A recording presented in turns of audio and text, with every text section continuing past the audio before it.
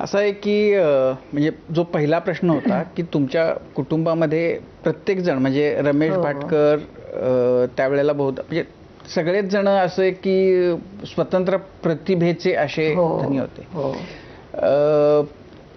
रमेश भाटकर तुमच्या आयुष्यामध्ये कसे आले?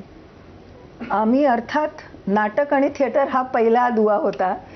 कारण मी स्वतः कॉलेजमध्ये असताना काम करायचे.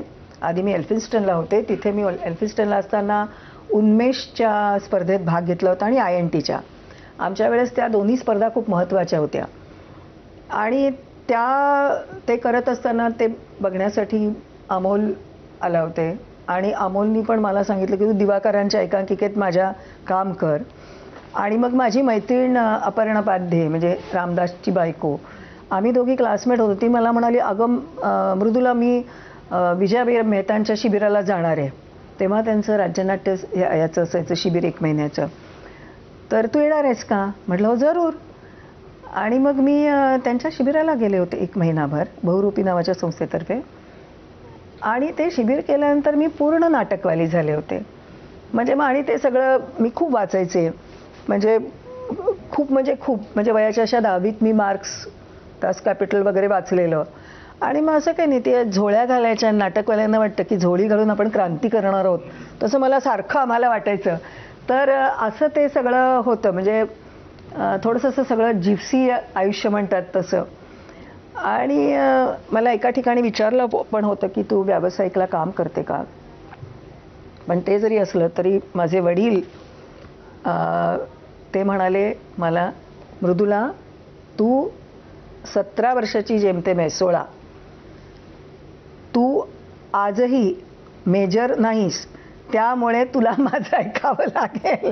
आणि इतक्या लहान वयामध्ये तू प्रोफेशनलला काम करणं, त्यावेळेसचं वातावरण असं होतं, 72-73ची गोष्ट ही.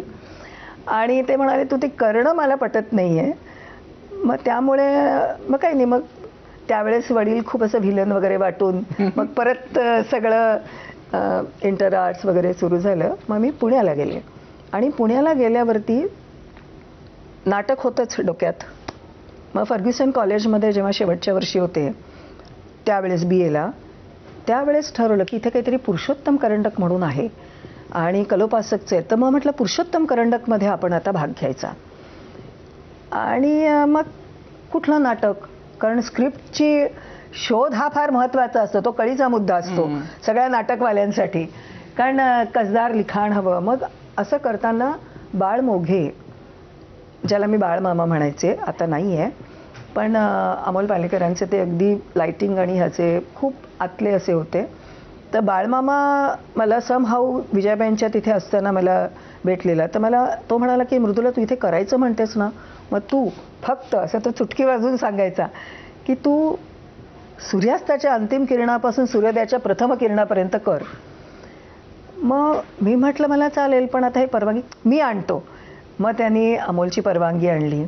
मग आता ते बसवायचं. तर त्याची एक अशी विशिष्ट फार फार सुंदर ट्रान्सलेशन अमोलनी केलेलं. सुरेंद्र वर्माचं ओरिजिनल स्क्रिप्ट, म्हणजे सूर्यास्त के अंतिम किरण से सूर्योदय के प्रथम किरण तक, असा तो दीर्घांक होता. आम्ही त्याचं एकांकिका केली होती. मग त्यांनी सांगितलं की आता हे जर का करायचं असेल ना, तर हे अमोलनी स्वतः रमेश भाटकर यांच्याकडून ते बसवून घेतलेलं आहे. आणि रमेश तेव्हा टेल्कोत काम करत होता. त्यावेळेस त्याने इंडस्ट्रियलला केलेलं आहे आणि त्यांना सगळी बक्षिसं मिळाली होती. म्हणलं बरं करूयात. मग तो म्हणाला, पण हे बोलण्याचं स्क्रिप्ट आहे सगळं, ही भाषा एक अतिशय त्याला नाद आहे एक. तर तो नाद, तो घेऊन, तो ताल लक्षात घेऊनच ते बोलायला पाहिजे, कारण वाचिक अभिनय हा एक खूप महत्त्वाचा भाग असतो. मग मी म्हटलं की ठीक आहे. मग मला म्हणाला, पण ते कोणी नाही, ते फक्त रमेश येईल आणि त्याच्यासारखंच बोलायचं, त्यांनी शिकवलेलं. म्हटलं बरं येऊ देत. आणि तोपर्यंत मला रमेशचं नाव माहिती होतं, कारण रमेश अश्विनची झाली फुलेमध्ये लाल्या म्हणून काम करायचा.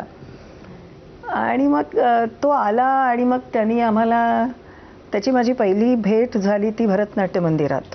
मी एका वेगळ्याच बँकेच्या नाटकात काम करत होते एकांकिकेत. आणि भरतनाट्याच्या तिथे एका खांबाच्या तिथे बाळमामानी माझी आणि रमेशची ओळख करून दिली आणि it was a love at first sight.